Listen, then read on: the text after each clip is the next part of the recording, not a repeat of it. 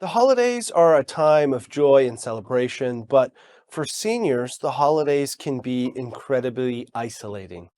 Isolation among seniors in Canada is a growing problem, one that can become more dire around the holiday season. And while many of us in that time between Christmas and New Year's are experiencing those times of joy, there is still a lot of work to be done to ensure that the oldest among us are properly cared for.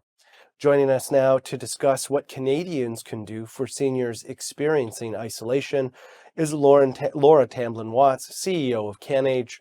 Laura, thank you very much for joining us on Forum Daily. Happy to be here.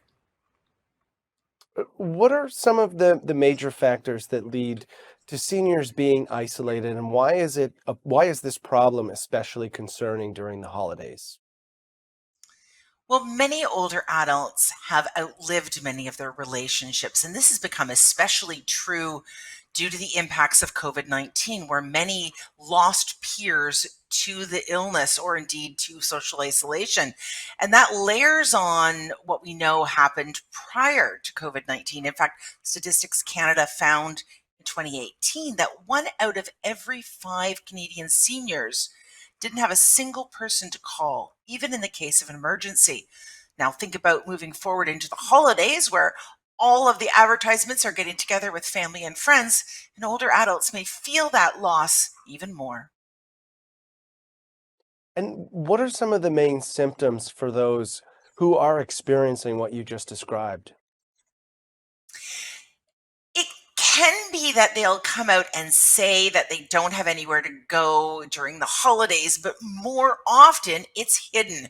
In fact, it can be quite embarrassing for people to really be clear that not only are they lonely and isolated, but during the holidays, they're not included. So that means that we have to be watching for more things. Is the person not going out much? Do they perhaps not have many holiday decorations up?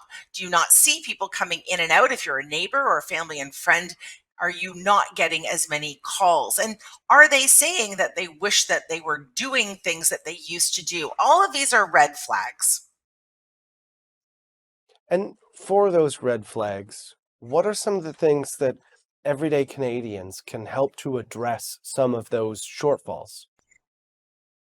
The holiday season in Canada, of course, is very cold, and that makes it even more difficult to casually bump into somebody in the way that they might be out and about and moving in their garden or walking on the streets. So that means we need to try a little bit harder. So if you are a neighbor, a quick knock on the door and a check in, perhaps bringing a holiday plant or a small gift is a great way to start a conversation. Ask what they're doing and see if they have any plans. If they don't, consider whether or not you might make one that includes them. Small visits from grandchildren or other kids for holiday plays or other festivities is also an important thing. And if they go to a faith community or some other regular initiative that they can no longer go to, consider whether or not you might facilitate by taking them or finding somebody that is also going that they can join as well. And I think a lot of people would argue that there's probably a role for government here as well.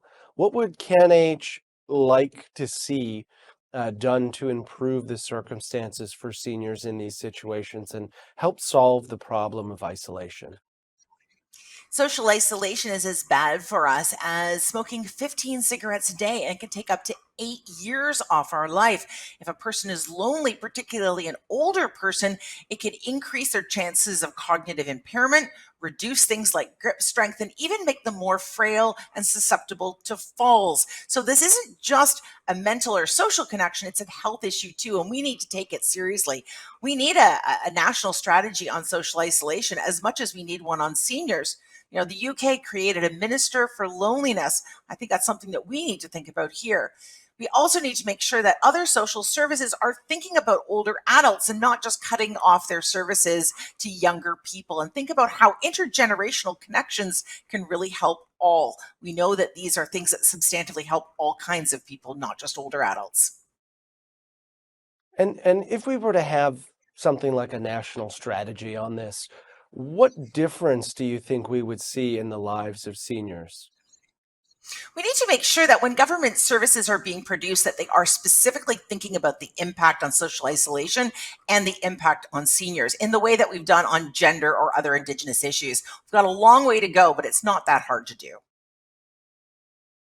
Laura, I really appreciate you taking some time and chatting with us about this very important issue. Thank you.